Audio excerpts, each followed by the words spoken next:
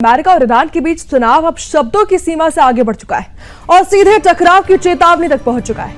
बयानबाजी ऐसी कि एक तरफ धमकी है तो दूसरी तरफ पलटवार, और उसी के बीच पूरे मध्य पूर्व यानी मिडिल ईस्ट में युद्ध जैसे हालात बनने का खतरा गहराता जा रहा है।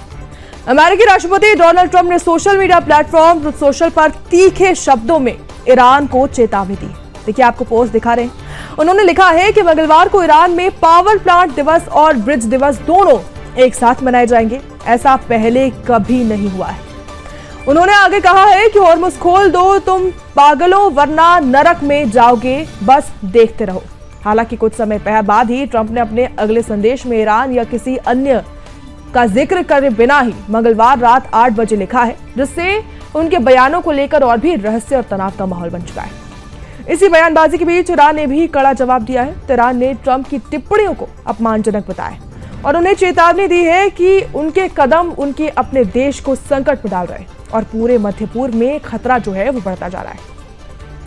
ईरानी संसद के अध्यक्ष मोहम्मद बगैर गाल्फिक का कहना है, उन्होंने सोशल मीडिया प्लेटफॉर्म एक्स पर पोस्ट किया है और कहा है कि अमेरिकी राष्ट्रपति के लापरवाह कदम हर अमेरिकी परिवार को जीते जी नरक में ढकेल रहे हैं और पूरा क्षेत्र जलने की कगार पर है।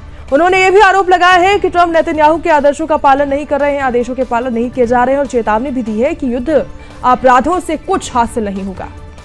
इससे पहले ट्रंप ने यह भी संकेत दिया था कि अगर तेहरान में 6 अप्रैल की समय सीमा का पालन नहीं किया जाता है, चाहे वो किसी समझौते को लेकर हो या फिर हॉर्मुज़ को खोलने को लेकर हो, तो अमेरिका ईरान के बिजली केंद्रों और पुलों को भी निशाना बना सकता है।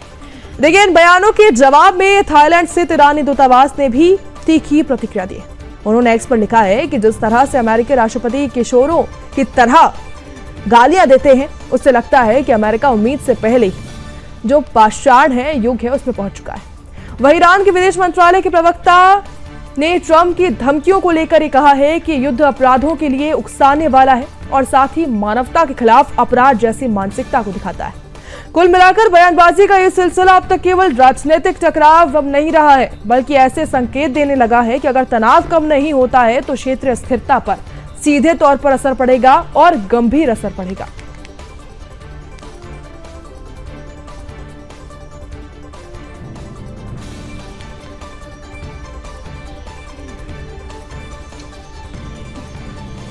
तो लगातार बड़े युद्ध की तरफ सभी देश बढ़ रहे हैं।